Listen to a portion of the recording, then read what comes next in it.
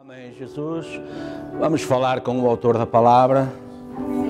Bondoso Deus e Pai, este é o momento, Senhor, em que todo homem que toma este lugar deve negar-se a si mesmo e sair da frente.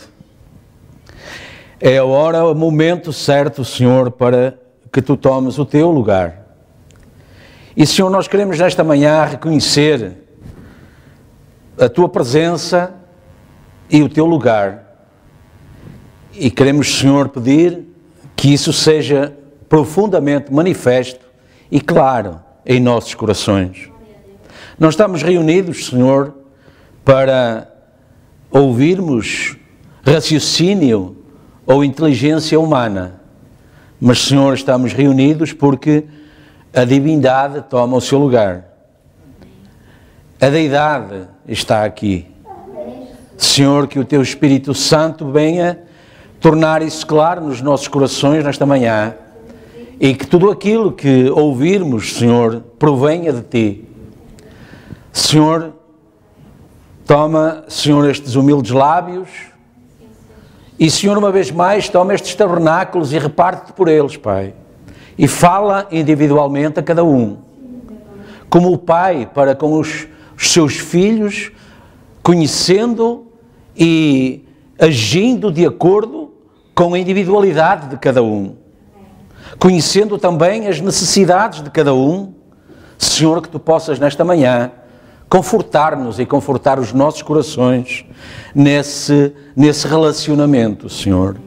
Ajuda-nos, Pai, tu nos conheces, tu sabes porque estamos aqui, tu conheces as nossas necessidades, as nossas aspirações, e, Senhor, que tu possas relacionar-te connosco nesta manhã, Pai, por forma a que quando sairmos daqui, tenhamos, Senhor, no coração a alegria de ter estado contigo e ter reconhecido que estávamos no nosso lugar certo, no lugar, Senhor, que tu escolheste encontrar-te connosco. Galardoa e abençoa por isso a cada um que está aqui, porque viemos, Senhor, para te louvar e adorar. Viemos, Pai, para glorificar o teu nome, viemos reconhecendo a tua presença aqui. Ajuda-nos, Pai, abençoa a nossa fé. E, Senhor, clarifica a tua palavra nesta hora e por isso, Senhor, pedimos que o teu Espírito Santo tome lugar. E, Senhor, que estes lábios e este tabernáculo seja apenas, Pai, uma representação, mas que a verdadeira presença, a verdadeira voz, as verdadeiras palavras provenham de ti. Por isso, Senhor, entrego tudo a ti. Senhor, me entrego em tuas mãos. Dependo de ti, estou dependente de ti e creio que cada um de nós, Senhor, está nesta hora dependente de ti para ser poderosamente abençoados. Concede, Pai, não só aqui, mas em todo lugar ao redor do mundo onde o propósito é glorificar o teu nome. E o teu nome seja glorificado e isso seja reconhecido por ti. Abençoa-nos, Pai. Para a tua glória pedimos estas coisas e por tudo te agradecemos em nome de Jesus Cristo. Amém, Jesus. Amém. Bom dia a todos. Deus abençoe por terem vindo. E eu pedia que tomássemos as nossas Bíblias. Obrigado aos músicos. O louvor correu muito bem, estava bonito. Amém. Vamos tomar nesta manhã o tema O Mistério da Piedade e vamos abrir em 2 Timóteo, em 1 Timóteo, no capítulo 3, versículo 16.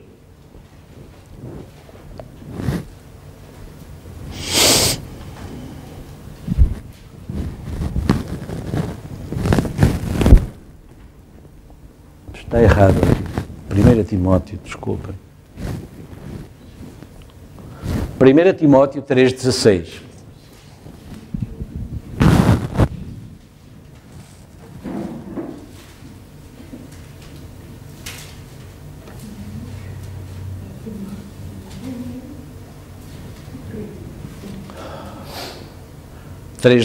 Vamos ler. E, sem dúvida alguma, grande é o mistério da piedade. Deus se manifestou em carne, foi justificado no Espírito, visto dos anjos, pregado aos gentios, querido no mundo, recebido acima na glória. Amém? Deus abençoe a sua palavra e a sua leitura e nos acrescenta as suas bênçãos. Podem sentar.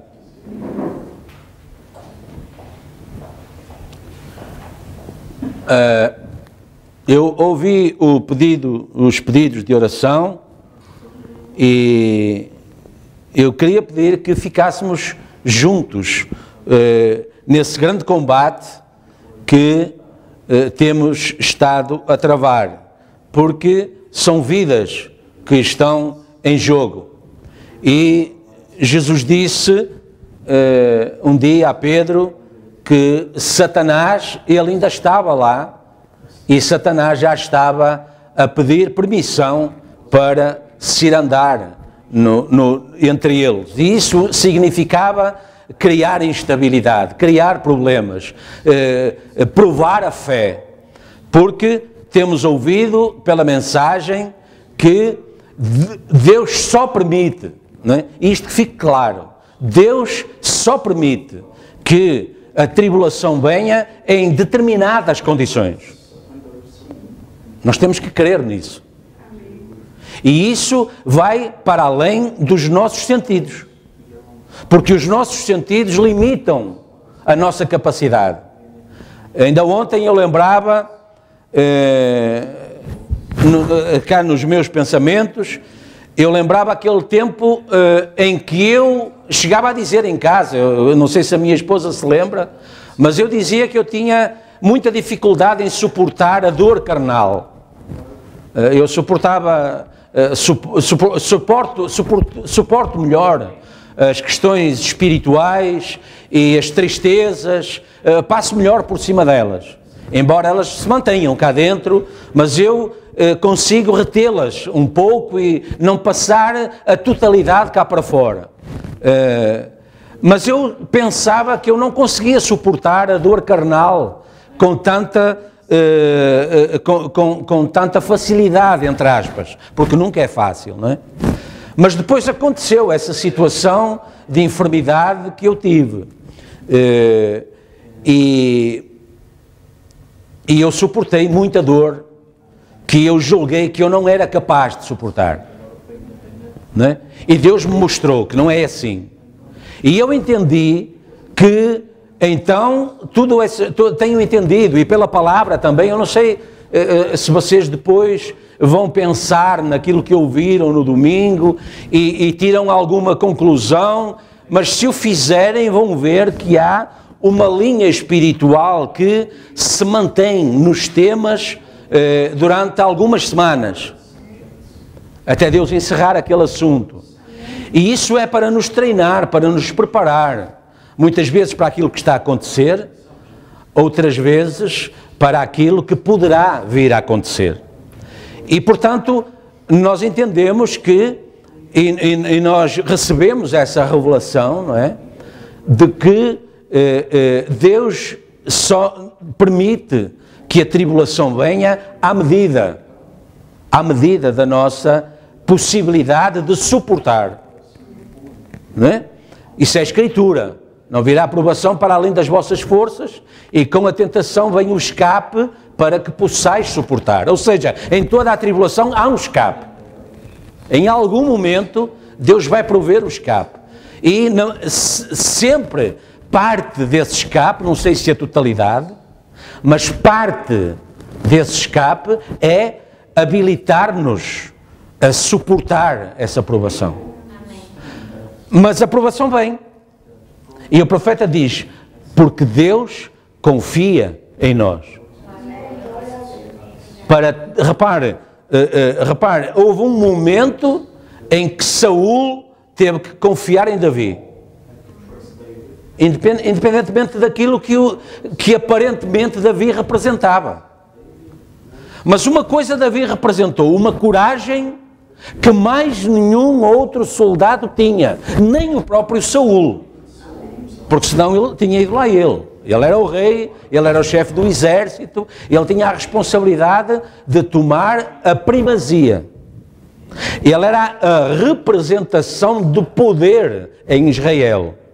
Mas ele não foi a representação de Deus em Israel. Devia ter sido. Quando Davi foi rei, ele representou Jesus Cristo, até na provação, até na adversidade. Quando ele foi expulso pelo filho Absalão, e Absalão tomou o lugar dele como rei de Israel, ele saiu por um determinado caminho que anunciava o caminho que o mesmo Senhor Jesus Cristo iria tomar mais tarde. Amém? Lembram-se disso? Portanto, o rei representava Deus também em Israel. Mas ele não foi capaz de tomar esse lugar, de tomar a real representação, a verdadeira representação. Mas Deus sempre tem na terra quem o represente. Amém? E Davi, então, o pequeno Davi, o jovem Davi, tomou esse lugar. E Saul teve que reconhecer que Davi estava a tomar esse lugar. Certo? Deus reconheceu Davi e Davi reconheceu Deus em Davi. E Saul reconheceu Deus em Davi. E, portanto, Saul teve que aceitar ser substituído nesse lugar. Porque Deus sempre tem algo para fazer. E para fazer esse algo, Deus tem sempre a pessoa certa. Certo? Portanto, quando não é fácil, mas sempre que nós temos um combate para travar, nós devemos saber que nós somos a pessoa escolhida por Deus para travar esse combate. Não é fácil. É difícil para nós, é difícil assistirmos à dificuldade de alguém, não é? É difícil. Mas é um combate que temos que travar e como crentes, como cristãos, nós temos que saber o que é que está em causa ali. E saber lembrar, nunca é demais lembrar os exemplos, não é? Nós ouvimos a mensagem, lemos a mensagem e ficamos sempre com a sensação, parece que o profeta está sempre a usar os mesmos exemplos. É sempre Abraão, é sempre Jacó, é sempre Moisés, é sempre Davi, é sempre Jesus Cristo. Claro, eles são as colunas, são os pilares do edifício de Deus. Nós não entramos sempre pela nossa porta da rua. Quando queremos ver alguma coisa na rua, não assumimos sempre a nossa janela. Alguém vem ao telhado para olhar para a rua. Não é próprio. Há um lugar certo para isso. Alguém entra em casa e sai pelo telhado. Já viu a trabalheira que isso ia dar? Não, a partir de agora eu não quero saber que a casa tenha... Ainda agora eu estava a olhar ali uma saída que no escritório tem para o telhado. Né? E eu pensava, já viu o que era a trabalheira? A partir de agora eu não entro mais na igreja pela porta, ou em casa pela porta. Eu vou entrar pelo telhado. Pronto, eu decidi assim. Não faz sentido. Não faz sentido. Há uma forma certa de fazer as coisas. E Deus tem-nos nessa forma certa. A Bíblia diz que Deus não é Deus de confusão. Deus é Deus de paz.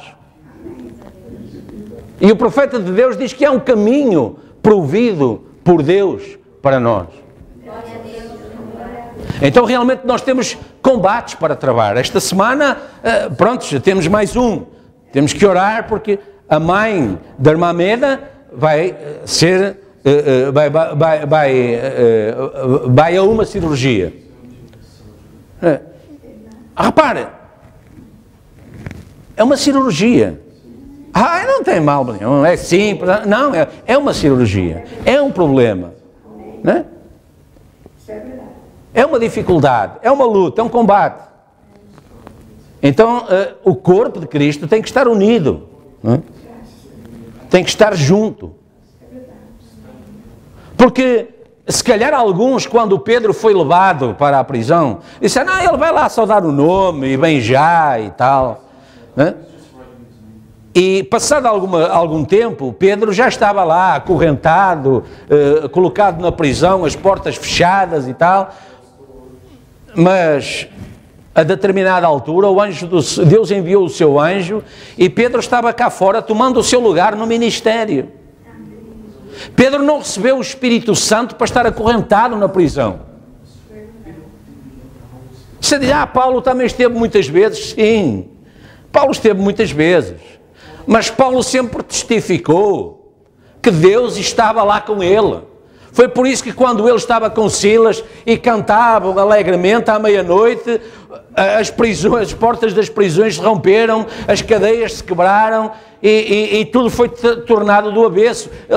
Pedro foi colocado na rua para tomar o seu ministério. Quando Paulo ia a caminho de Roma e o barco estava prestes a afundar-se, o anjo do Senhor veio e falou com Paulo, e Paulo saiu, testemunhou e disse: o anjo do Senhor a quem eu sirvo veio ter comigo esta noite e me disse: não temas, é preciso que tudo isto aconteça, mas daqueles que estão contigo, nenhum vai perder-se, se mantiver contigo. Está a ver? Isso é um exemplo para a nossa casa, para a nossa igreja, para o nosso local de trabalho, para a nossa sala de aula. Deus está lá para nos abençoar, mas também para cuidar daqueles que estão ali no âmbito daquela proteção, daquela guarda. Eles podem não ser crentes, eles podem ir para o inferno, eu não sei, mas eu sei é que o lugar onde eu estou, Deus está comigo, Deus está lá. Temos uma irmãzinha pela qual temos estado a orar, que está desenganada pelos médicos. No entanto, ontem eu vi publicada uma fotografia dela em que ela estava sorridente, alegre, no meio da família, partilhando de uns bons momentos. Independentemente da condição física em que ela estava, ela mostrava um ar agradável. Ela estava alegre. No entanto, reparem, deixem-me dizer-lhe, ela não é da mensagem. Ou não era até aqui. Não sei se frequentava alguma igreja. Certo? Mas creio que não era da mensagem. Mas isso não é importante agora, não é? A família a tomou e está debaixo de um ambiente criado pelas orações dos santos ao redor do mundo. E reparem, isso foi reconhecido, não é? Essa importância, esse poder, foi reconhecido pela mãe daquele pequenino Miguel. Porque ela testificou que a condição do filho dela mudou porque haviam vozes ao redor do mundo clamando a Deus em favor da vida daquele filhinho. Ela está numa igreja denominacional. Mas isso para Deus não é problema. Todos nós estivemos lá. Deus tem um plano e Deus é fiel ao seu próprio plano. E Deus foi fiel desde o princípio em que nos conheceu. E por isso, repare, eu penso muitas vezes, ainda agora estava ali dentro a pensar nesse versículo que está, salvo erro, em Efésios. Mas Deus, que é riquíssimo em misericórdia, com o seu grande amor com que nos amou, estando nós mortos nos nossos pecados, nos vivificou. Deus pode fazer isso com qualquer pessoa, em qualquer lugar. Amém? Portanto, estamos juntos em oração, nesse propósito. Amém? Porque a Bíblia diz que quando um membro do corpo padece, todos padecem com ele. Então essa é a unidade de Deus. Mas esse é também o nosso tema de hoje, é o mistério da piedade. Também. E mistério da piedade são duas palavras aqui colocadas que não serão de todo desconhecidas de cada um de nós. Mas motiva-nos hoje essencialmente a entender o que espiritualmente podemos obter de cada uma delas. Porque toda a gente sabe o que é um mistério e toda a gente sabe ou tem uma noção do que é piedade. Não é? Agora, Deus fala do mistério da piedade. Aliás, e sem dúvida alguma, este é o grande mistério da piedade. Ora, mistério, dizem os livros, que é tudo o que tem uma causa oculta, estranha, dão uma série de significados, inexplicável. Algo inexplicável, é um mistério. No entanto, os livros bíblicos dizem que nas Escrituras nunca significa apenas algo inexplicável, um mistério, mas um segredo revelado ou não. Portanto, mistério na Bíblia significa um segredo revelado ou não. Certo? Mas isso é um mistério. Por natureza, e até o Espírito Santo nos ser dado, não conseguíamos entender verdadeiramente Deus. E muito menos em carne humana. Deus em carne humana. Ninguém entendia isso, não é? Eu às vezes ouço as pessoas dizer, eu sempre servi a Deus. Não, não serviu a Deus coisa nenhuma. Não é? Servíamos ao Deus que tínhamos na cabeça. Ao Deus do entendimento que nos tinha sido dado. Tínhamos sido guiados por algo ou por alguém a servir de determinada forma, espiritualmente de determinada forma, e isso confiando que estávamos a servir a Deus. Não é? Mas, porque repara, antes de qualquer coisa tomávamos um Deus. De gesso, de madeira, de cera, de barro, estátuas grandes, pequenas, igrejas grandes, pequenas, catedrais, quer dizer, tudo isso tinha uma determinada encenação de Deus para nós. Uma representação, agora, certa ou errada. Depois entendemos que era errada. Julgávamos estar a servir a Deus, mas estávamos a servir a deuses menores. Amém? E era tal a cegueira que nem sequer conhecíamos ou entendíamos o dito de Deus a respeito. Porque a Bíblia diz como é que Deus quer ser louvado e adorado, o que é que Deus não quer que seja Deus para nós, mas nós ou não tínhamos conhecimento disso, ou era-nos dado a conhecer, mas de uma maneira distorcida. Mas Deus é bem claro, certo? Deus é bem claro. Em Êxodo 20, Deus diz, não terás outros deuses, com letra minúscula, deuses diante de mim. Não farás para ti imagem de escultura. Agora, como era a igreja onde nós andamos? Não tinha imagens de escultura? Não tinha poucas. Muitas delas são só isso. Imagens de escultura. Mais nada. Não é? Nem alguma semelhança do que há em cima nos céus. Não é? Portanto, daquilo que chamam santos. Não é? Do próprio Deus. Repare, nunca ninguém viu a Deus. Diz a Escritura. O Filho unigênito não o deu a conhecer, não é? Mas as pessoas, as igrejas, fazem deuses de uma determinada maneira, com uma determinada fisionomia, com uma determinada característica, e dizem que aquilo é Deus. Entende? Deus está a dizer, não, isso não é Deus, isso é idolatria.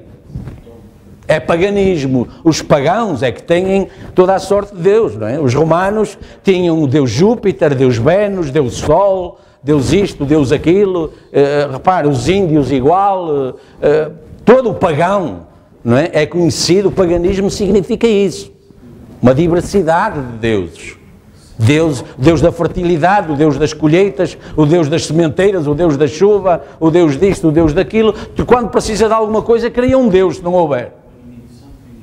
Certo? Alô, amém? Mas Deus diz, não farás para ti isso, nem alguma semelhança do que há nos céus, nem embaixo na terra, nem nas águas debaixo da terra.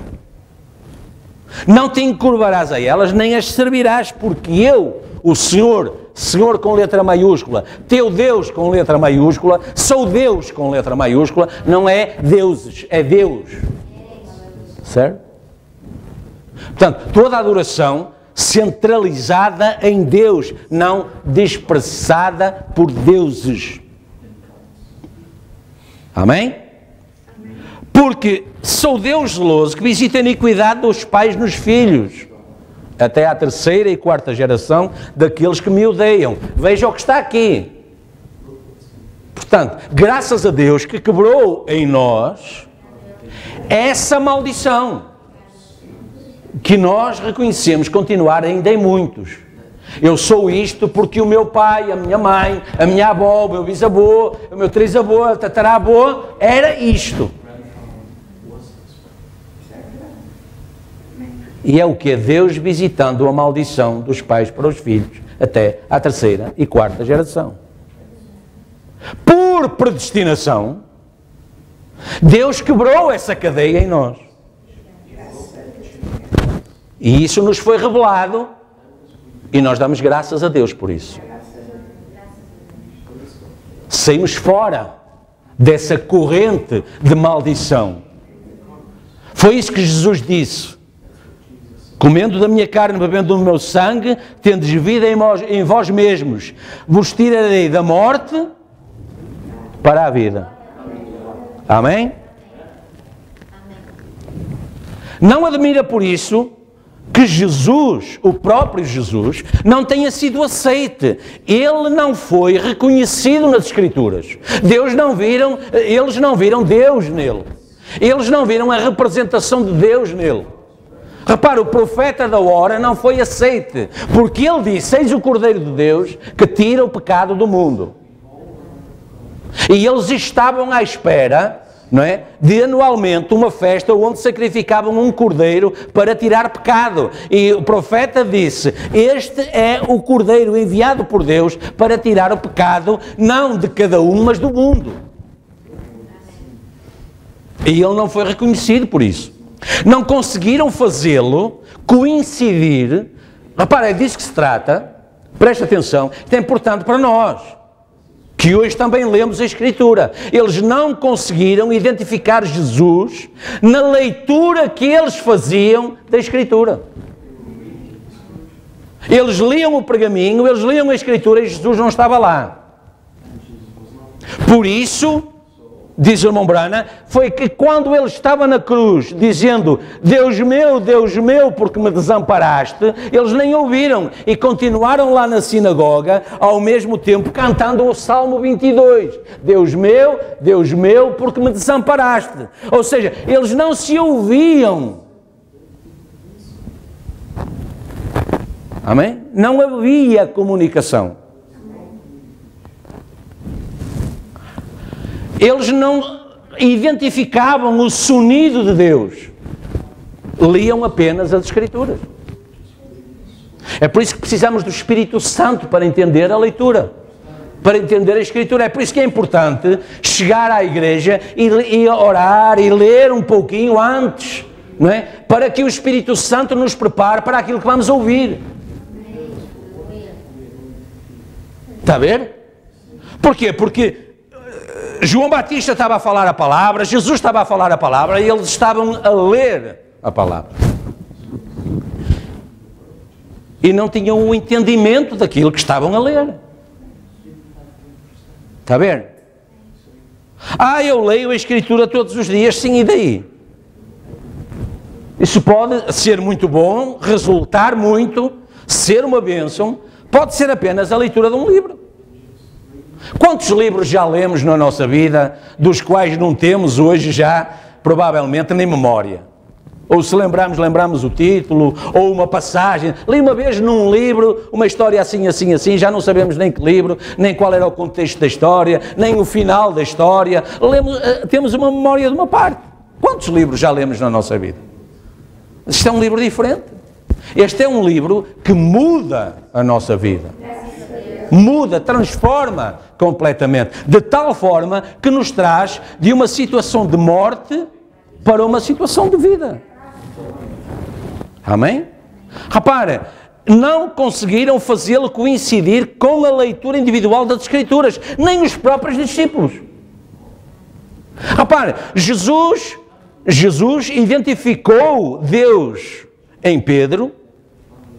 Simão, filho de Jonas, não foi carne nem sangue quem te revelou, mas meu Pai que está nos céus. Deu-lhe as chaves do reino, deu-lhes mandato para tudo o que ligarem na terra será ligado nos céus. Tudo. No entanto, no final, antes de ir para o Getsemane, ele disse a Pedro, Pedro, quando te converteres, a primeira vez que eu li aquilo, eu fiquei, quando te converteres? Mas então eles estavam convertidos? Eles estavam na igreja? Não. Os incrédulos também vão à igreja. Os manufaturados também vão à igreja.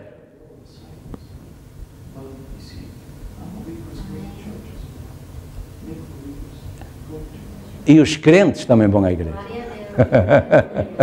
Amém? Os crentes também vão à igreja.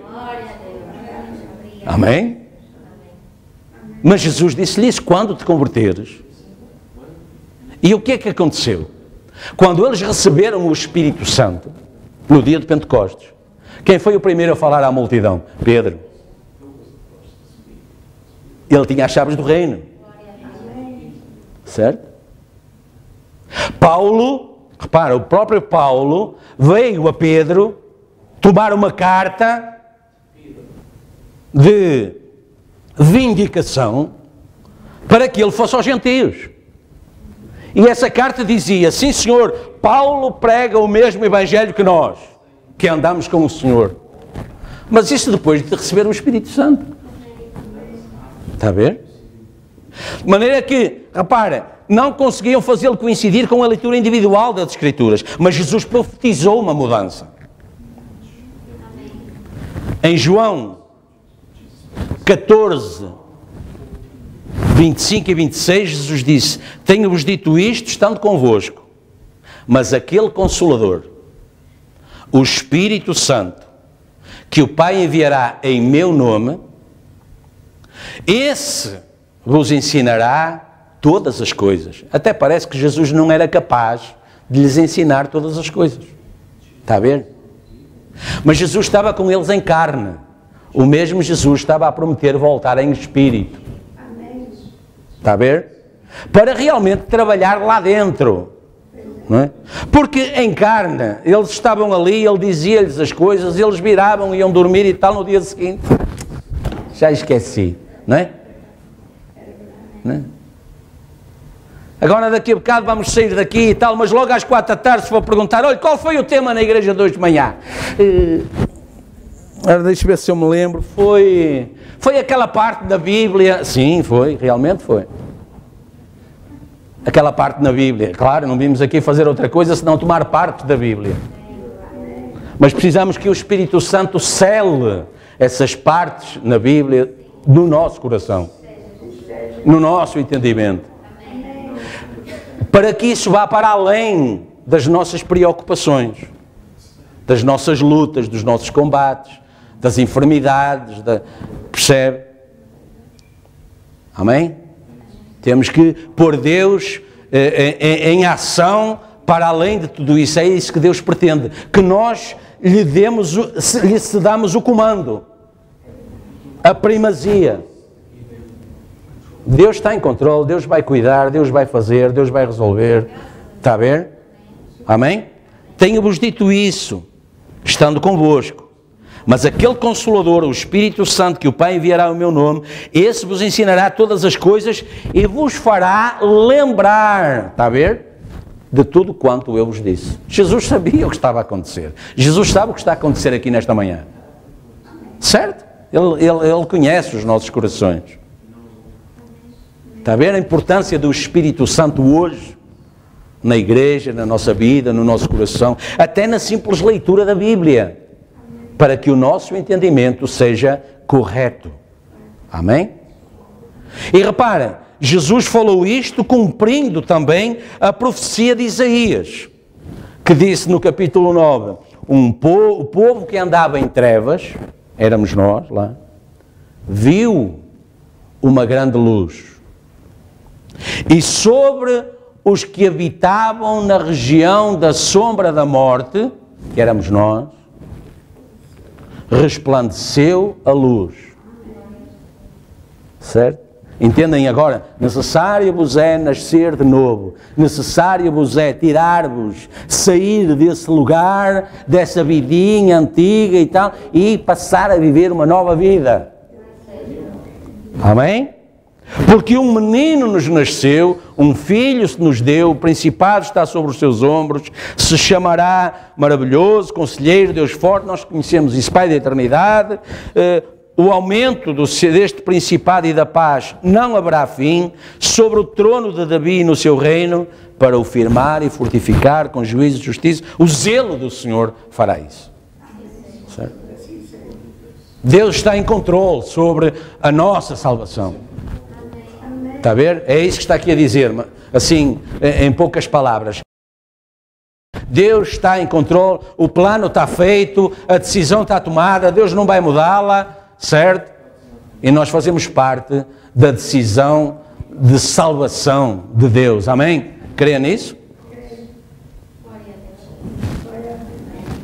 Assim, o Espírito Santo, que é quem revela os mistérios, desvelou não só o Senhor Jesus Cristo, foi o Espírito Santo que fez isso, certo? Atos 2,36, Pedro disse, saiba, pois, com certeza, toda a casa de Israel, o quê? O que é que realmente aconteceu aí atrás na vossa vida? Esse Jesus a quem vós crucificastes, Deus o fez Senhor e Cristo. Eles esperavam o quê? Que ele estivesse lá morto, enterrado e a começar a apodrecer. Mas, entretanto, souberam que o corpo tinha desaparecido e o que o mundo dizia, o que as igrejas começaram a pregar naquela altura, é que os discípulos tinham vindo de noite, apanharam os soldados a dormir e roubaram o corpo, para dizer que ele tinha ressuscitado. Não é? Agora pense naquelas pessoas daquela época que diziam ou pensavam, como nós por vezes ouvimos, que Deus é um e está em todas as igrejas e, portanto, tanto vale ir a esta, tanto vale ir à igreja de Pedro como à de Caifás. Somos todos irmãos. O que é que os que estavam na igreja de Pedro ouviam? Cristo ressuscitou. O que é que ouviam os que estavam na igreja de Anás e Caifás? Os discípulos vieram de noite e roubaram o corpo e agora dizem que ele ressuscitou. A mesma palavra ressurreição sendo apresentada de formas completamente opostas. Em quem é que nós iríamos crer naquela altura? Não sabe, irmão? Mas o Espírito Santo já foi dado. Já tinha sido dado naquela altura. E, portanto, já não havia dúvidas a quem seguir, a quem ouvir e o que fazer. Saiba, pois, toda a casa de Israel, que esse Jesus a quem vós crucificastes, Deus o fez, Senhor e Cristo, como também o facto de Deus ter escolhido individualmente o seu próprio santuário. Deus não apenas identificou Jesus Cristo, o Espírito Santo não identificou Jesus como sendo Senhor e Cristo. Disse também o que é que Deus ia fazer, onde é que Deus ia ser encontrado a partir dali.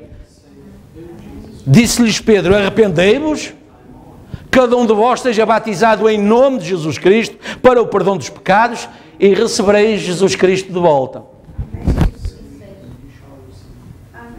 Recebereis o dom do Espírito Santo. Amém? Portanto, e repare, nós conhecemos o resto do versículo, a tantos quantos Deus nosso Senhor chamar, ou seja, Deus dizendo, repartir-me-ei por eles também. A tantos quantos Deus nosso Senhor chamar. Amém? Então repara, ele começou a apresentar-se. Hebreus 1:1 diz, antigamente, havendo Deus falado muitas vezes e de muitas maneiras aos pais, e eu já mudei de acordo com o que o profeta disse no livro das Eras, aos pais nos profetas, já mudou na sua Bíblia. Em Hebreus 1:1.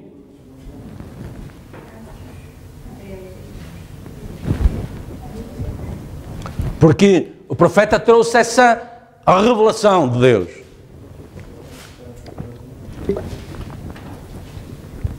Já estudamos isso aqui, certo? Lembram-se? E o profeta disse, atenção que isto, analisado o original,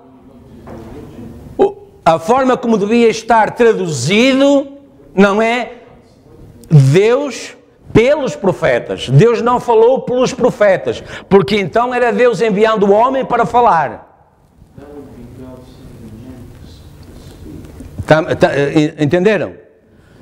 Como estava escrito, podia ter a leitura, Deus enviou homens para falar. Deus falou por nós pelos profetas. Mas repare, o profeta da nossa era, não é? Ministério águia, ministério profético, veio dizer corretamente, o que Deus está aí a dizer é que Deus está nos profetas a falar connosco. Então já não são os profetas, é Deus a falar connosco. Está a ver?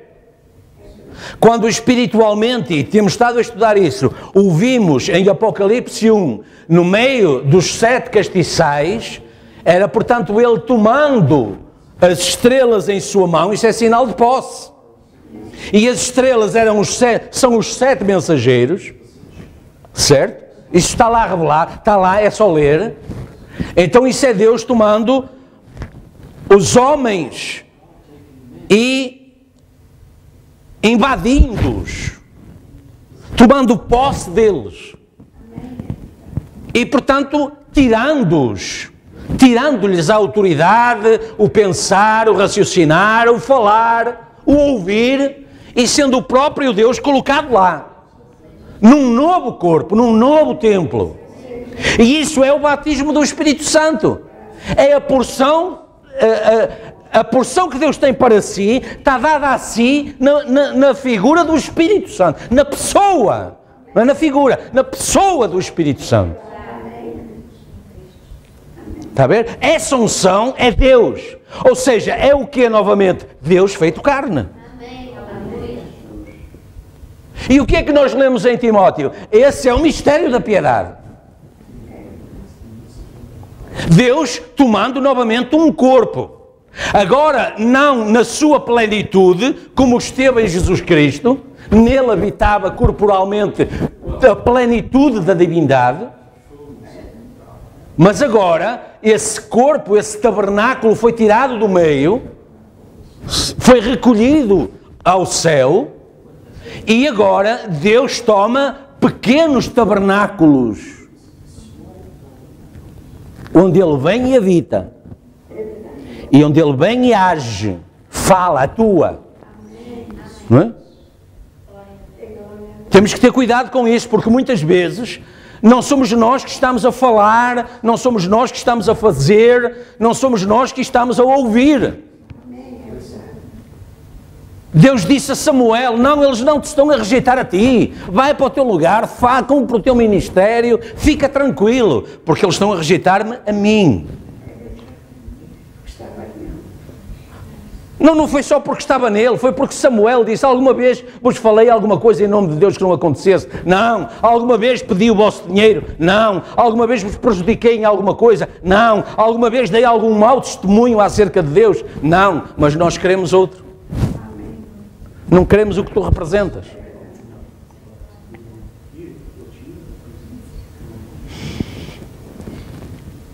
Havendo Deus antigamente falado muitas vezes e de muitas maneiras aos pais nos profetas, a nós falou-nos nestes últimos dias pelo Filho, a quem constituiu herdeiro de tudo, por quem fez também o mundo, o qual, sendo o resplendor da sua glória e a expressa imagem da sua pessoa, sujeitando todas as coisas pela palavra do seu poder. Repare, está a ver o que Jesus Cristo era? Jesus Cristo era Deus mesmo. A expressa imagem da sua pessoa. Então, e hoje somos o quê? E o corpo de Cristo hoje, a noiva de Cristo é o quê? É a imagem expressa de Deus hoje. Deus não mudou. Deus não muda. Certo? E ele foi e assentou-se à destra da majestade nas alturas. Para onde é que a noiva vai? No milénio, onde é que está a noiva? Passa pela tribulação. Não pode. Ela é Cristo depois. Porque ela é parte dele. Os dois são um. Não foi isso que Deus disse no princípio? Então ela estará onde? À destra da majestade de Deus. Amém? Vejam, fez por si mesmo, repara, está a ver? Havendo feito por si mesmo a purificação dos nossos pecados. Isso foi o que Jesus fez na cruz, no Calvário. Ele fez por si mesmo. Repare, quem é o homem que tem poder para perdoar pecados?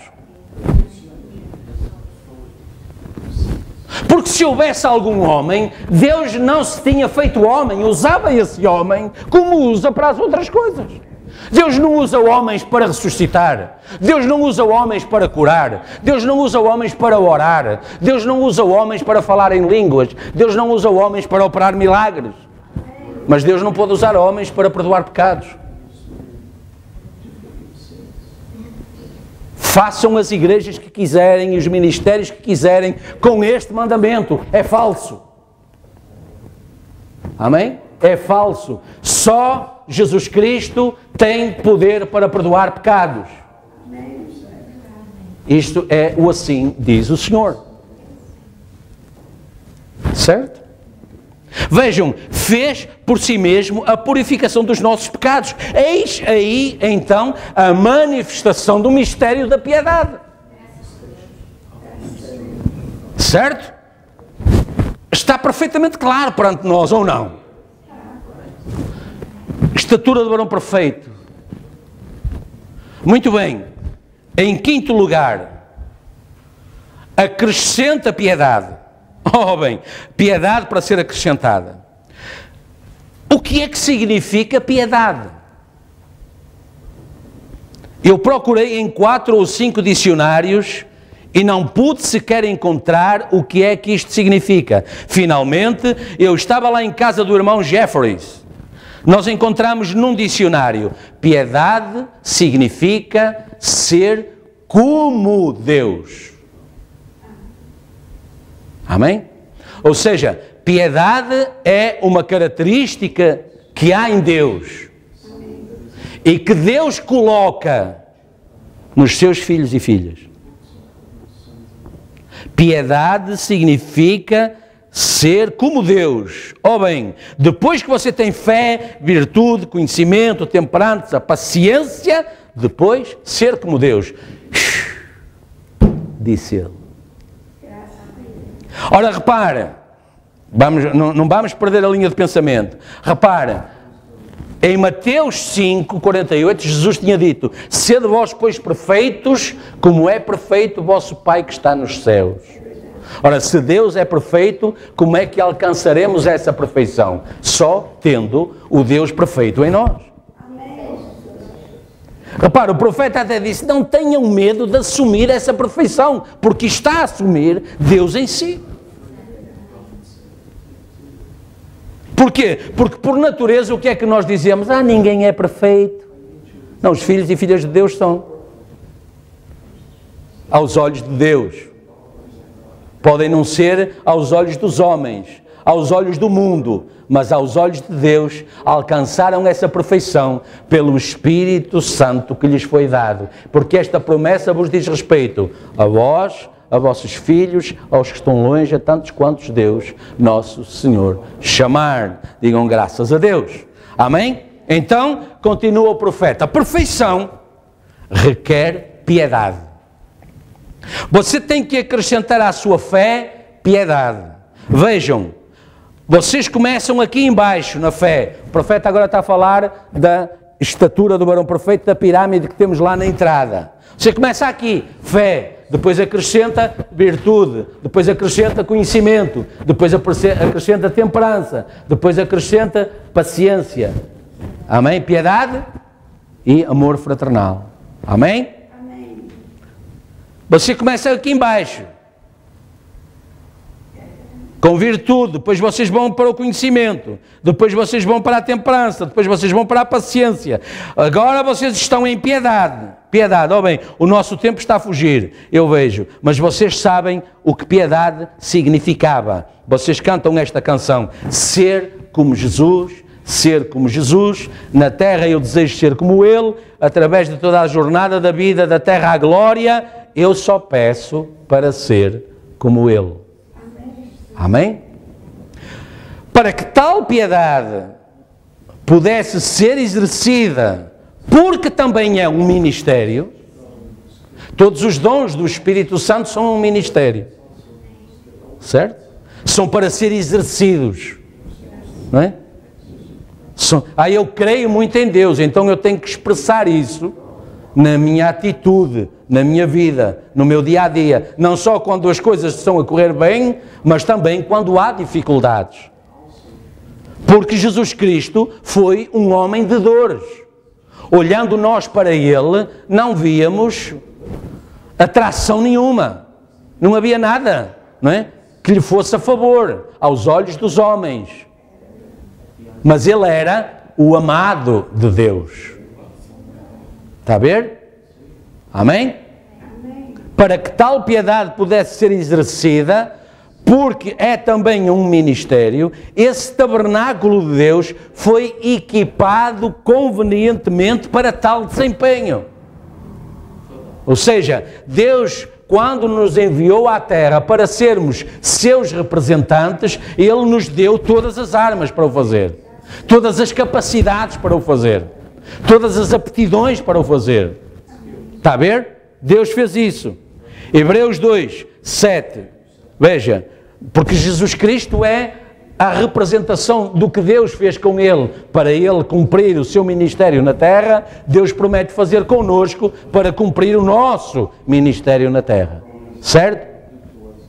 Tu o fizeste um pouco menor do que os anjos, de glória e honra o coroaste e o constituíste sobre as obras das tuas mãos. Está a ver? Deus o colocou aqui para ele ir ao Calvário e morrer e ser sepultado e depois ressuscitar. Deus nos pôs aqui para carregarmos a nossa cruz. Amém? Jesus disse isso. Todo aquele que não for capaz de tomar a sua cruz, ou seja, viver a vida, o seu ministério terrenal, não é digno de mim. Estão a entender? Jesus não disse, olha, temos que ir agora para a rua com esta cruz às costas e andar a carregá-la como ele andou. Não, não é isso. Repare, pensem bem, viver no mundo nestas condições é uma cruz. É um sacrifício, não é? É ou não? Como crentes. Temos que estar constantemente alerta contra as astutas ciladas do diabo. Não é? É por isso que o livro de Jó é importante. O livro de Jó mostra-nos que Satanás vai à presença de Deus para acusar. João, nas suas epístolas, salvo erro, na primeira epístola ou na segunda, não lembro bem, ele fala da mesma coisa. Temos um acusador que nos acusa de dia e de noite, mas ele diz, mas temos também um advogado que nos defende perante Deus, um intercessor, o primogênito da criação, que está lá também. Sim, mas eu derramei o meu sangue por ele. Não é? E o que é que Deus olha? As palavras de Satanás ou o sangue de Jesus Cristo? Certo? Vemos, porém, coroado de glória e de honra, aquele Jesus que foi feito um pouco menor que os anjos por causa da paixão da morte, para que, pela graça de Deus, provasse a morte por todos. Se Ele o fez por todos, você vai morrer. Se Ele o fez por todos, os todos já não precisam de fazer.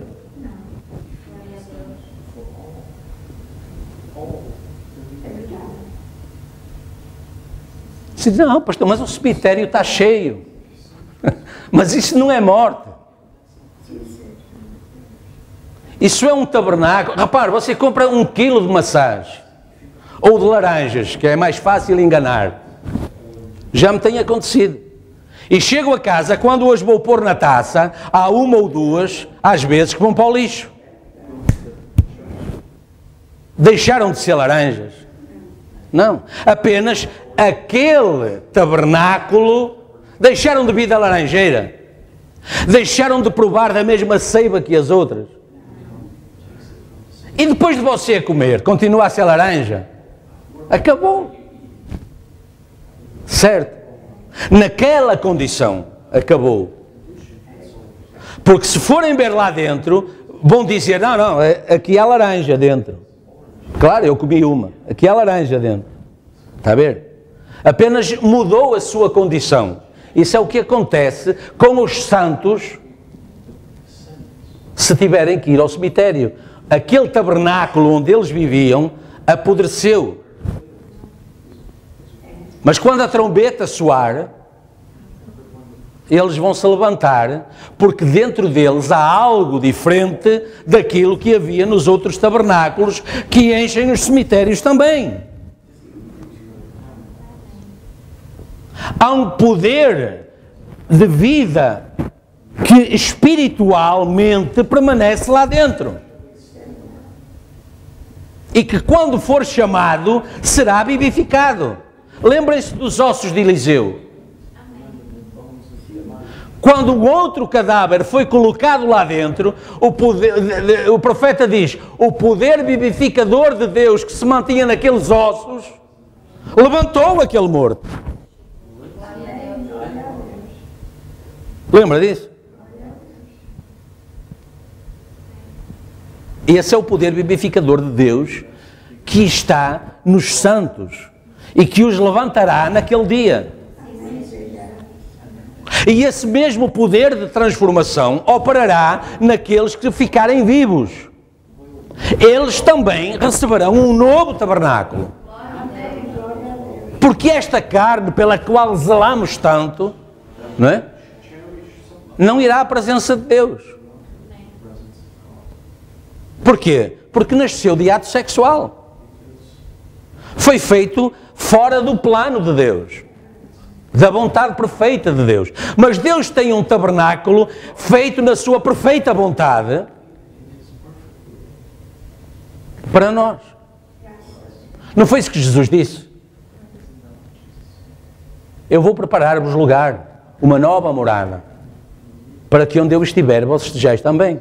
Portanto, nas condições que Jesus Cristo precisou de ter para estar à destra da majestade, essas mesmas condições serão dadas aos santos, à noiva. Está a ver? Para ela ir para o mesmo lugar. Está a ver? É certo?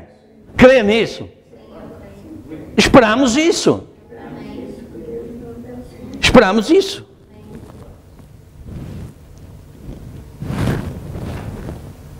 Mensagem, o poder de Deus para transformar. Veja, Deus não podia ter companheirismo no Espírito. Assim Deus tornou-se homem conosco. Jesus Cristo era Deus, manifestado.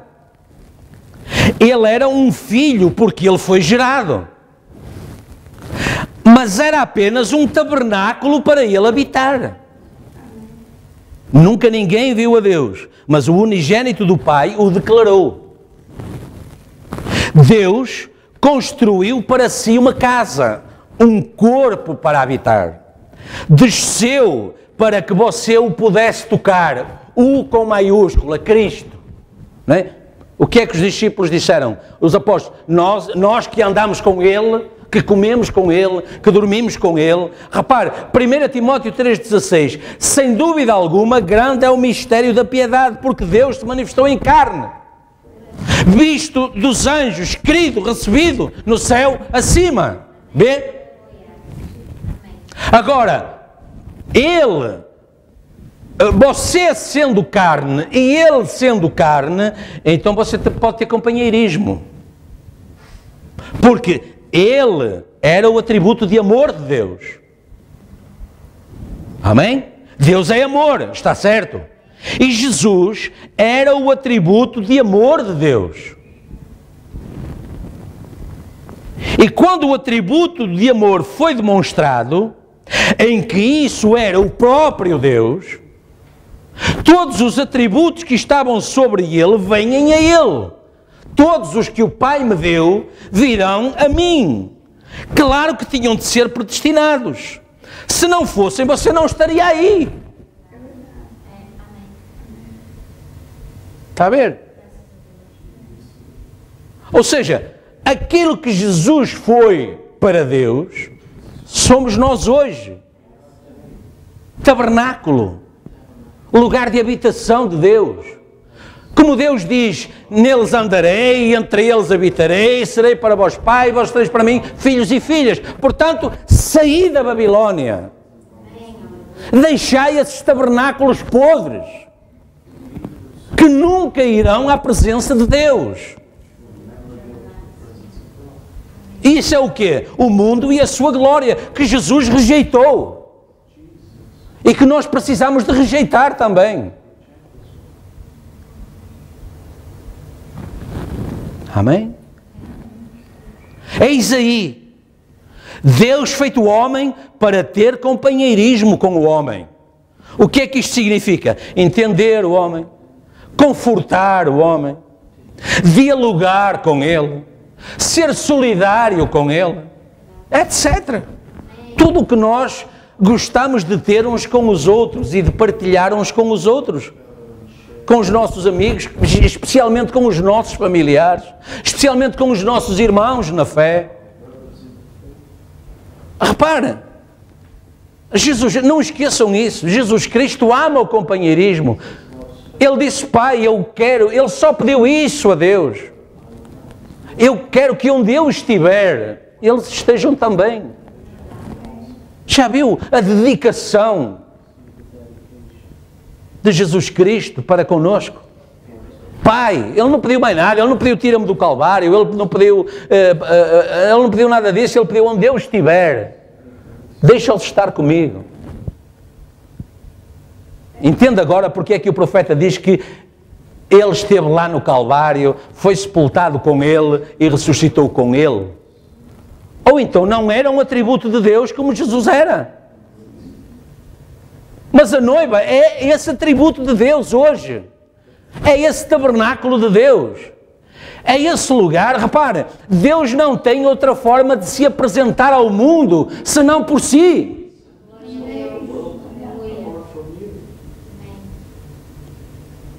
Nós representamos Deus.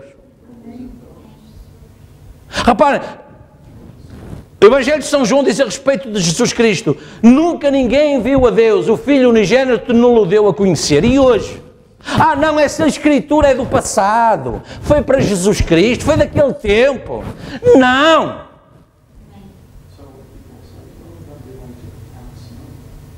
Hoje o filho e a filha não o dão a conhecer.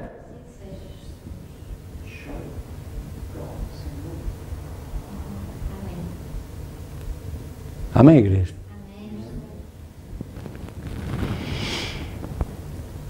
Jesus era o atributo de Deus. Se não fossem vocês também atributos de Deus, o profeta diz, não, se não fossem atributos de Deus, você não estaria aí. Diz o profeta de Deus.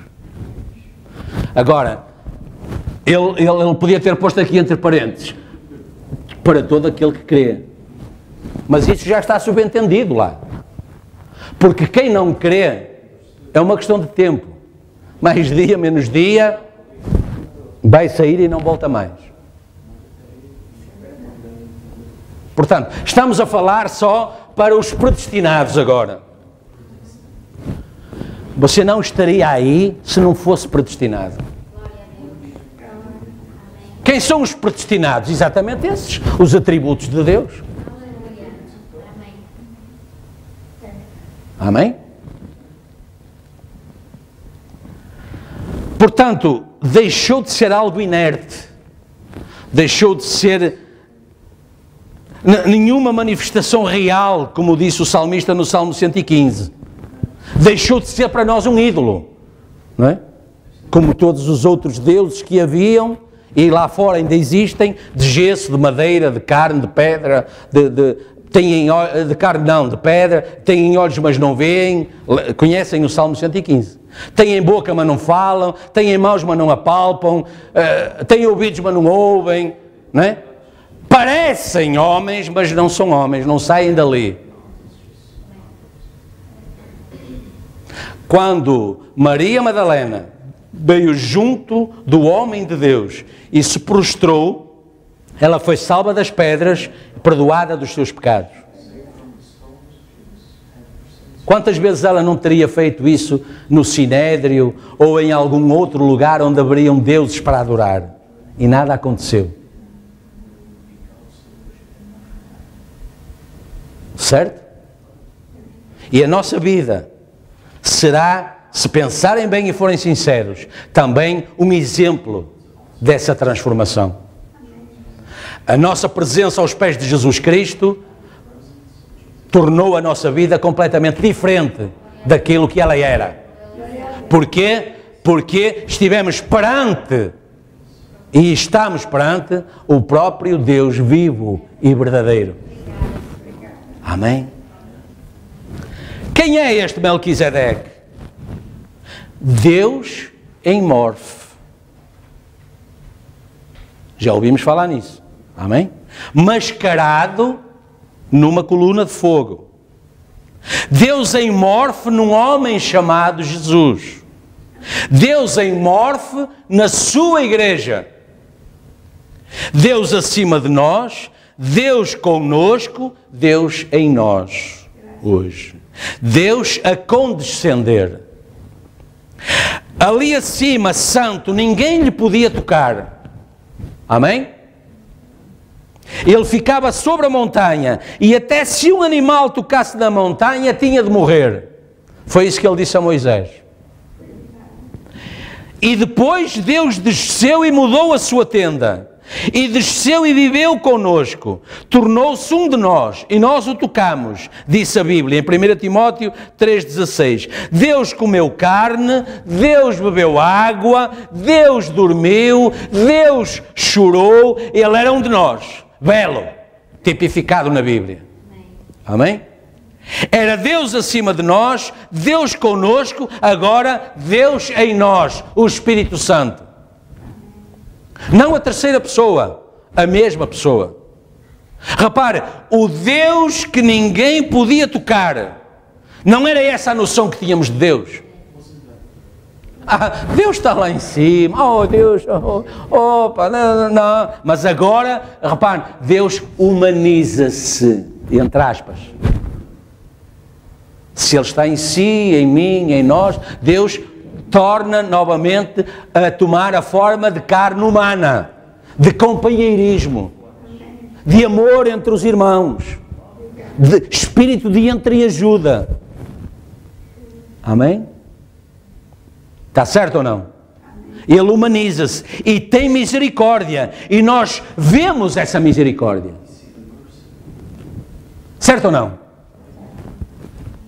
Um simples exemplo dessa misericórdia. Na mensagem Porquê, o profeta de Deus diz assim: e Pai, Deus, ele estava a orar, foi dito uma vez que os teus filhos vinham da escravidão, como nós, quando viemos do mundo, da Babilónia. Amém? Entrando na terra prometida de boa saúde e prosperidade. E o Mar Vermelho entrou no caminho deles. Veja, isto parece muito simples, mas para mim isto tocou o meu coração de uma maneira enorme.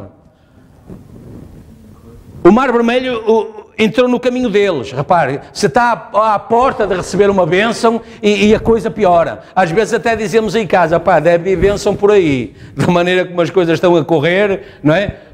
Uma porta bate, um vidro parte, uma fechadura avaria, coisas acontecem, pá, deve estar a vir aí alguma coisa boa que Satanás tenta logo desviar a atenção, perverter, não é? O regozijo da bênção. O Mar Vermelho entrou no caminho deles, e agora veja, Deus olhou para baixo com um olhar severo, através da coluna de fogo, contra o Mar Vermelho, porque estava a impedir o povo de Deus de entrar na bênção. Foi só por isso. Não foi porque o mar estava encapelado, os barcos podiam afundar, inundar as terras, dar cabo das culturas, nada disso. O Mar Vermelho estava a impedir o povo de Deus de entrar na terra prometida, de entrar na bênção, de tomar posse da glória. E Deus zangou-se. Hã?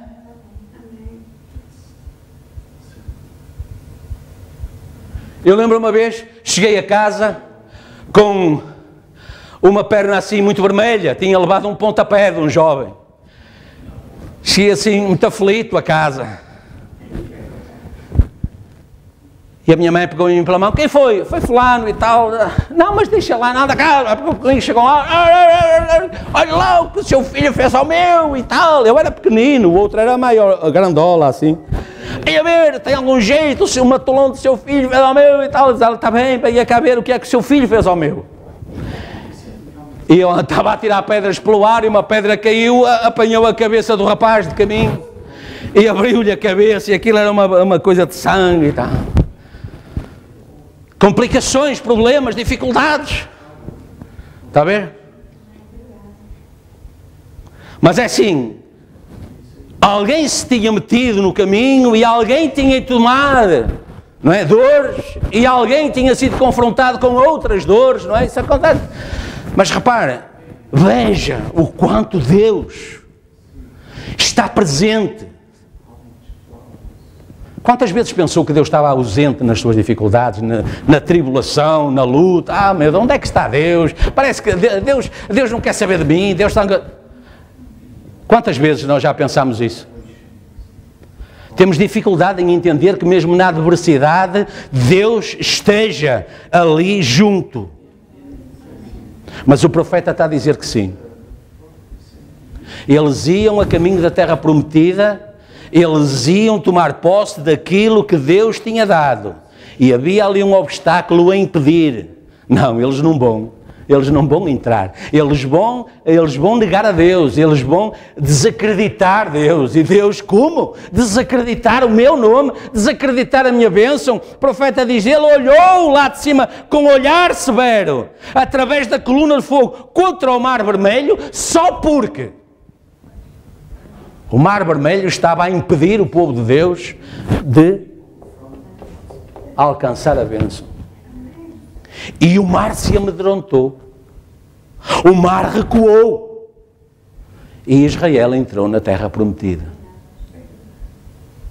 Nós ouvimos muitas vezes dizer, a razão porque entramos numa tribulação é porque já vencemos a anterior. E repare, eles entraram na terra prometida e continuaram a ter guerras e a travar batalhas e combates, não é? Mas repare, em Jericó bastou o louvor. Bastou o louvor. E aqueles muros poderosíssimos caíram como areia. Só no louvor. Agora imagina quando chegou a hora da pregação. E a hora da oração. Deus não disse, olha, ajoelhai-vos lá e orais, fazeis jejum. Não, Deus disse, louvai a Deus. O que é que Paulo fez com Silas na cadeia? Cantava toda a noite, hinos de louvor, e esses hinos até agradaram aos outros presos e converteram-nos também.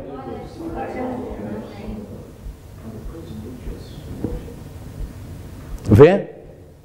É isso que Deus faz em todas as vezes, mesmo quando não identificamos isso. Mesmo quando nós não damos conta, Deus está a fazer a sua parte. Amém? E aqui eu sempre me lembro aquilo que os médicos me disseram: você tem alguém a tomar, você teve alguém a tomar conta de si? Eu disse: tive mesmo. Nós vamos encerrar, era da igreja de Laodiceia. Ora, eu disse há pouco que a falsa vinha entrou em plena frutificação nesta era. O seu fruto se desenvolveria e amadureceria. Isso é correto. Esta igreja inspirada pelo mal, cheia de iniquidade, será revelada como o grão de mostarda que cresceu até se tornar uma árvore onde se aninharam as aves do céu. Repara, o que Jesus disse acerca dos crentes, Deus agora está a dizer que Satanás faz igual com os incrédulos. A árvore da mostarda que cresceu pela justiça tem agora uma árvore da mostarda que cresce pela injustiça. Certo? À sua cabeça estará o anticristo, o mistério da iniquidade, que foi até agora um mistério. Certo? Deus teve que enviar um profeta para revelar o ministério da iniquidade. Embora a Bíblia dissesse em 2 Tessalonicenses que o fim não virá sem que antes se manifeste o filho da perdição, que se assentará no lugar de Deus, querendo ser adorado como Deus. E nós nunca entendemos o que era isso até agora, não é? E já sabemos o que isso é. Portanto, o mistério da iniquidade já está revelado à noiva. À noiva, que recebeu o profeta da noiva. Certo? Continua a ser mistério para o mundo, para a Babilónia, até isso acontecer. Mas para a noiva antes que aconteça, já sabe o que isso é. Satanás será encarnado num trono em Roma. Certo? A revelação do mistério da iniquidade já foi dado à noiva, através do profeta da noiva. Tudo isto é verdade. Está a ver? E se é verdade, então também tem de ser verdade que a igreja noiva amadurecerá e a sua maturidade será uma identificação. Está a ver? Revelado o mistério da impiedade, o mistério da piedade está aqui a ser revelado também. A sua maturidade será uma identificação com o seu Senhor por meio da palavra. E a cabeça virá a ela é o mistério da piedade, que na verdade é Cristo. Já tínhamos entendido isso pelo que Paulo tinha dito a Timóteo, não é? Mas agora, repare, não foi no tempo de Paulo, não foi no tempo dos Efésios. Nós somos os Efésios deste dia hoje. Certo? Amém? Portanto, o mistério da piedade é Cristo. E quando a falsa igreja vier contra esta verdadeira vinha, com toda a astúcia e poder diabólico, constituído de força política, força física e demónios das trevas, a verdadeira vinha, com a plenitude do Espírito e da Palavra, fará as mesmas obras de poder que Jesus fez. Sim, mas também está escrito que os que dormem em Cristo se levantarão primeiro, nós os que ficarmos vivos, não os precederemos, todos juntos seremos transformados e iremos encontrar o Senhor nos ares e estaremos para sempre com Ele. Portanto, seja qual for o poder atômico, a bomba que seja disparada, o míssil balístico intercontinental, quando ele explodir, a noiva não está cá. Alô, igreja? Glória a Deus! Amém, igreja? Não tema o míssil balístico intercontinental. Você já tem um escudo antimíssil. É a palavra. A palavra é o seu escudo antimíssil. A palavra é o seu escudo contra todas as astutas ciladas do diabo. A palavra é o seu escudo contra todas as armas, os dardos inflamados do maligno. Porque a palavra é Cristo. E Cristo está em si. Naquele dia, no mundo não me verá mais, mas vós me vereis. E naquele dia sabereis que eu estou no Pai, o Pai em mim, eu em vós e vós em mim.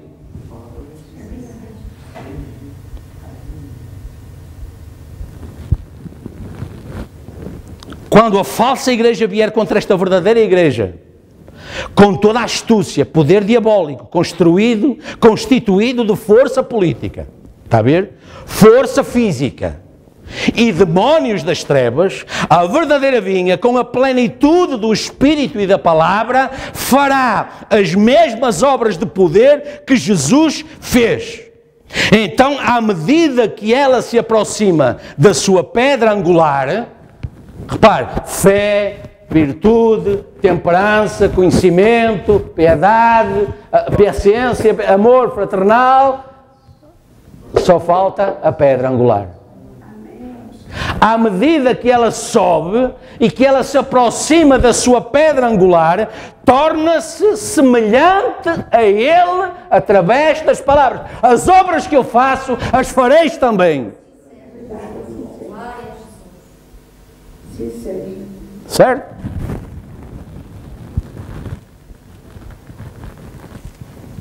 Tornando-se semelhante a Ele através da palavra, Jesus virá para que a noiva e o noivo possam estar unidos como um para sempre. Digam graças a Deus. Amém? Você lembra daquele pai, do desespero daquele pai cujo filho era epilético? E os demónios o lançavam no fogo, e ele espumava, e ele fazia consigo. E aquele homem disse assim para Jesus Cristo: Senhor, toda a noite os teus discípulos vararam e saltaram, sai Satanás, e eu estava para ele, e gritaram, e então nada aconteceu. Jesus chegou junto a ele, falou a palavra e disse: Espírito imundo, sai dele. Ele revolveu-se, parecia como morto, e depois foi levantado em poder, vivificado e entregue ao seu Pai. O poder da palavra. Amém? Vamos segurar isso. Vamos segurar isso. Vamos sair daqui tranquilos. Esteja a acontecer o que esteja a acontecer, esteja programado o que estiver programado. Vamos em frente. Deus tem um plano de vitória para si, porque Deus nunca foi, nem vai ser nunca, derrotado por nenhum poder político, físico, demónios das trevas. Deus nunca será derrotado. Por isso Paulo disse: nem a fome, nem a nudez, nem os principados, nem as potestades, nem nenhum outro poder me separará do amor de Deus que está em Cristo Jesus. E por isso ele disse: posso todas as coisas. Porque eu sou doutor da lei, fariseu de fariseus, fui instruído por Gamaliel. Foi isso que ele disse. Posso todas as coisas naquele que me fortalece. Amém? Vamos orar. Deus abençoe. Inclinemo-nos reverentemente perante o nosso Senhor, o nosso Redentor parente, bondoso Deus e Pai, em nome de Jesus Cristo. Senhor, nós estamos rendidos a Ti, pelo Teu poder, que é sobre todo o poder. Senhor, até Satanás foi incapaz de cumprir a palavra dele. Não há ninguém como tu, Senhor, com poder para cumprir tudo aquilo que falou e tem falado. E essa é a verdadeira razão porque tu és Deus. Porque tu és poderoso para cumprir tudo aquilo que tu tens falado. És poderoso para cumprir toda a tua palavra. E, Senhor, nós temos tomado essa palavra de acordo com as nossas capacidades, de acordo com aquilo que tu nos tens permitido, nós temos tomado fielmente essa palavra, Senhor. E se não o temos tomado tão fiel quanto tu gostarias e nós desejaríamos, ajuda-nos, como disse esse pai, Senhor, ajuda a minha incredulidade. Ajuda-me, Senhor, onde eu não posso ir mais além. Ajuda-me, Senhor, onde eu não sou capaz de continuar a suportar. Ajuda-me a ser como os filhos hebreus. E eles disseram face a face àquele maior poder terrenal que existia na sua época. Eles disseram, olha, se o nosso Deus nos livrar, livrou. Se o nosso Deus não nos livrar, não livrou. Mas nós vamos permanecer na fé. Nós vamos permanecer na palavra. Nós não vamos servir aos teus deuses. Nós não vamos curvar-nos perante a tua estátua. Nós não vamos cantar o teu louvor. Porque isso não é servir ao Deus vivo e verdadeiro. E quando tu, Senhor, vindicaste essa fé e essa palavra, provando também que não tinha sido Sadraque, Mesaque e Abednego quem tinha falado, mas o teu Espírito neles, o poder do mundo reconheceu e decretou que a partir daquele momento mais ninguém falasse no reino contra o Deus de Sadraque, Mesaque e Abednego, porque ele era o único Deus vivo e verdadeiro, que tinha suportado o testemunho dos seus servos, que tinha vindicado a sua palavra. E, Senhor, essa é a nossa condição. É isso que nós pedimos hoje, Senhor, nesta Babilónia, Senhor, perante estes Nabucodonosores e os seus servos. Senhor, permite-nos permanecer firmes, crer verdadeiramente que só Tu és o Senhor. Fora de Ti não há Deus. Ajuda a nossa fé, Pai. Porque, Senhor, se tivermos essa fé perfeita, então, Deus, nós vamos suportar todas as outras coisas.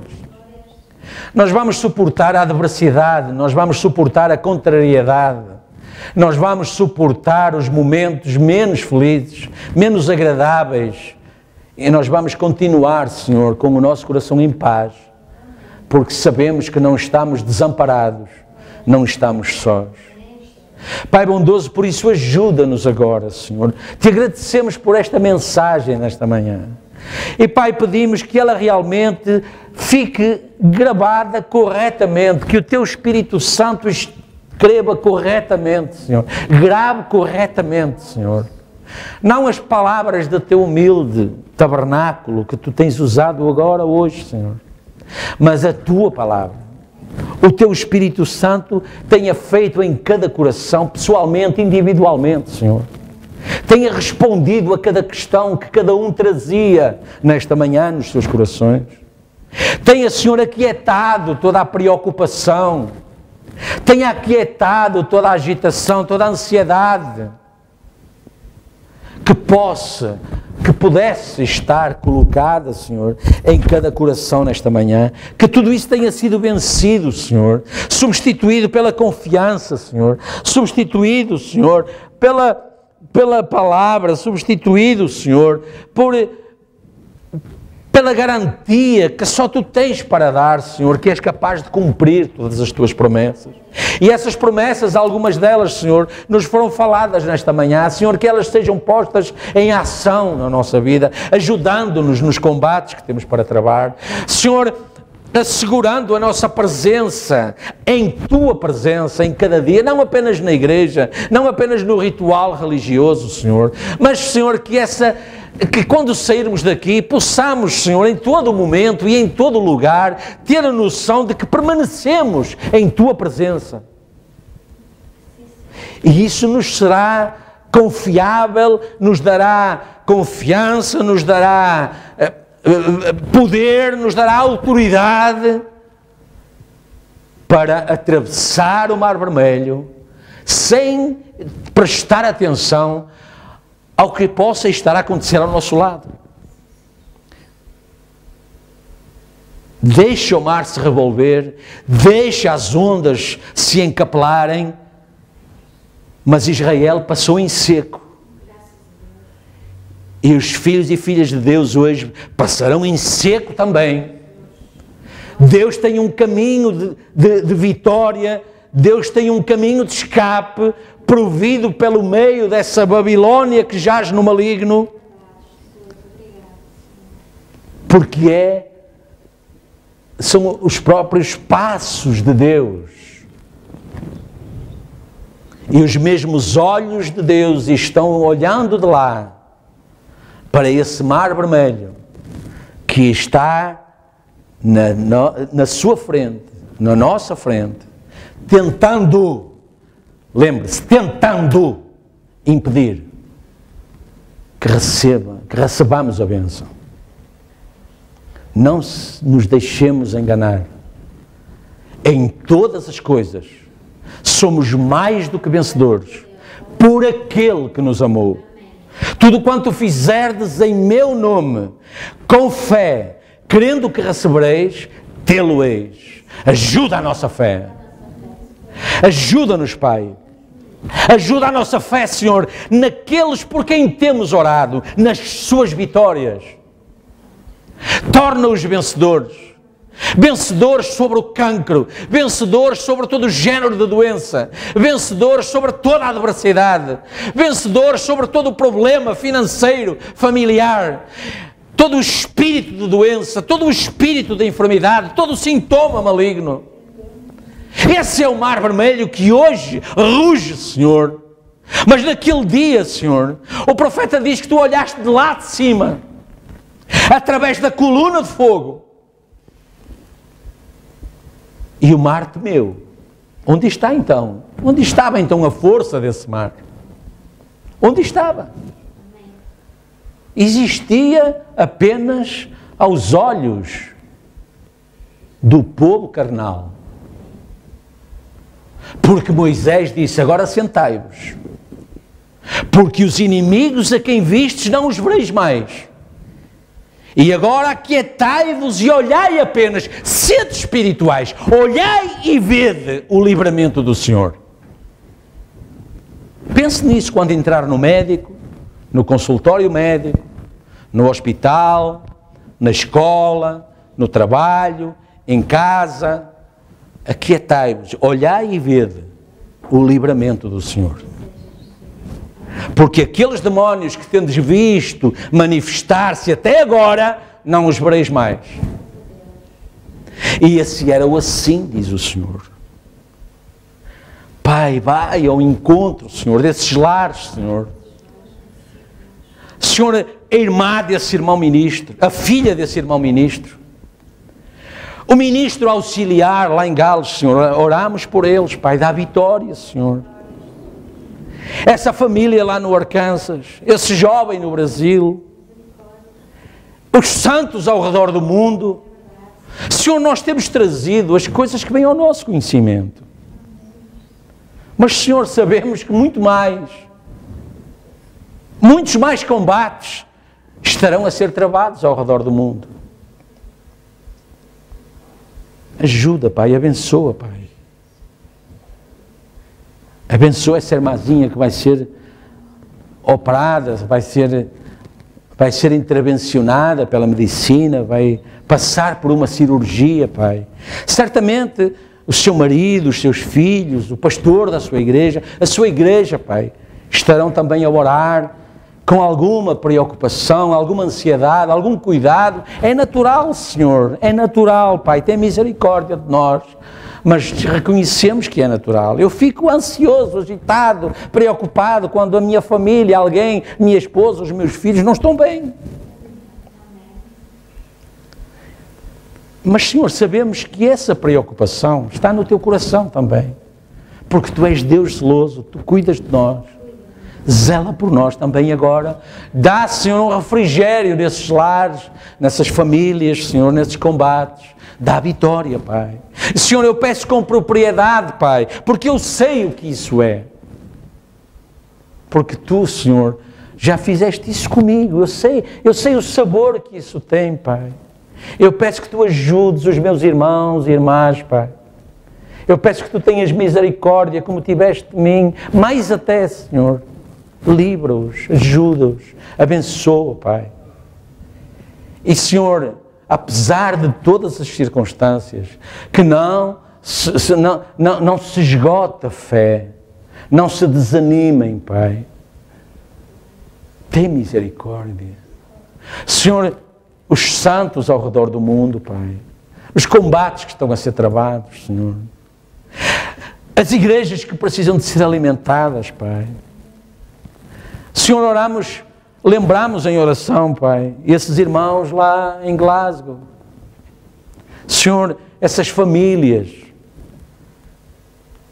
Senhor, que caminho percorrerão, Pai? Tu um dia saíste do meio dos teus discípulos, Pai, e depois voltaste a zelar por eles. Pai, tu recolheste o teu servo. Mas, Senhor, eles precisam de Ti. Volta agora, Pai. Volta, Senhor. Zela por eles. Senhor, levanta o homem certo para voltar a reunir as ovelhas. Para a glória do Teu nome nós pedimos.